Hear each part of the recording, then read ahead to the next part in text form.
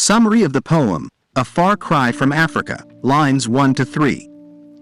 The first 3 lines depict the poem's setting on the African plain, or veldt. The nation itself is compared to an animal, perhaps a lion, with a tawny pelt. Tawny is a color described as light brown to brownish orange that is common color in the African landscape. The word Kikuyu serves as the name of a native tribe in Kenya. What seems an idyllic portrayal of the African plain quickly shifts. The Kikuyu are compared to flies, buzzing around the animal of Africa, who are feeding on blood, which is present in large enough amounts to create streams. Lines 4 to 6. Walcott shatters the image of a paradise that many associate with Africa by describing a landscape littered with corpses. He adds a sickening detail by referring to a worm, or maggot, that reigns in this setting of decaying human flesh.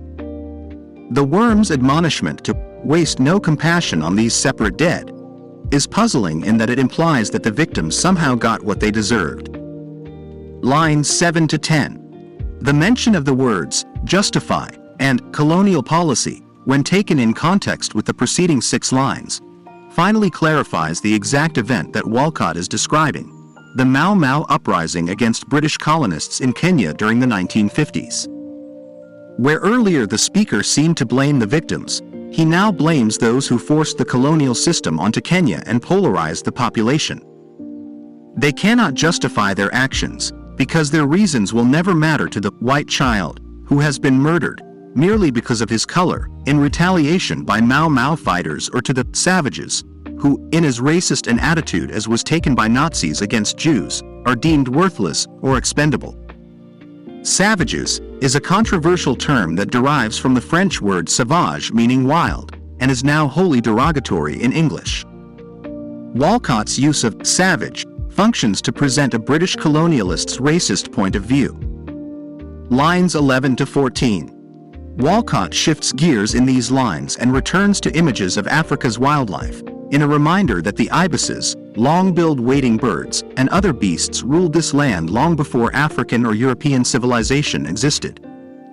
The poet also describes a centuries-old hunting custom of natives walking in a line through the long grass and beating it to flush out prey. Such killing for sustenance is set against the senseless and random death that native Africans and European settlers perpetrate upon each other. Lines 15 to 21. These lines are simultaneously pro-nature and anti-culture. Animals kill merely for food and survival, but humans, having perfected the skill of hunting for food, extend that violent act to other areas, using force to exert control and prove superiority over other people.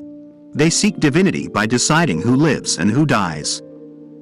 Ironically, wars between people are described as following the beat of a drum, an instrument made of an animal hide stretched over a cylinder.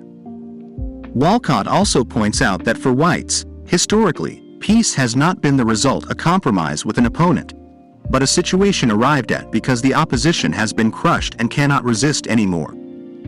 Lines 22 to 25. These lines are difficult to interpret, but they appear to be aimed at those judging the Mau Mau uprising from a distance, observers who could somehow accept brutality as necessary and who are aware of a dire situation but wipe their hands or refuse to become involved in it. The poet appears to condemn such an attitude by comparing the Mau Mau uprising to the Spanish Civil War, 1936–39. Leaders of France and Great Britain wanted to avoid another war that would engulf all of Europe, so they introduced a non-interventional pact that was signed by 27 nations. Nonetheless, the insurgents, or nationalists, under the leadership of General Francisco Franco, were aided by and received military aid from Germany and Italy. The Loyalists, or Republicans, had no such backing. They fought valiantly but were outmanned, lost territory, and were eventually defeated in March of 1939. In line 25 presents a cynical view of the Mau Mau uprising as just another colonial conflict where guerrillas, negatively animalized Africans, fight with Superman, a negative characterization of Europe. Lines 26 to 33. This stanza is a change of scene from primarily that of Africa to that of the poet. Walcott, being a product of both African and English heritage, is torn, because he does not know how to feel about the Mau Mau struggle. He certainly is not satisfied with the stock response of those from the outside. Walcott is sickened by the behavior of Mau Mau just as he has been disgusted by the British. By the end, the poet's dilemma is not reconciled, but one gets the sense that Walcott will abandon neither Africa nor Britain.